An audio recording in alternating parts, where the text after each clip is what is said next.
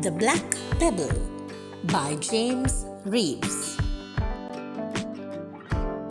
There went three children down to the shore and back. They were Skipping Suzanne and Bright-eyed Sam and little Scowling Jack. Suzanne found a white cockle shell, the prettiest ever seen, and Sam picked up a piece of glass, round and smooth and green.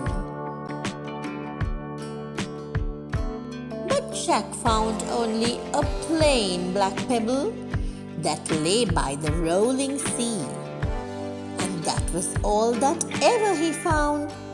So back they went all three.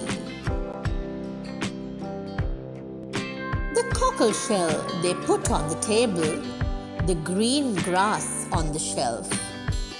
But the little black pebble that Jack found, he kept it for himself.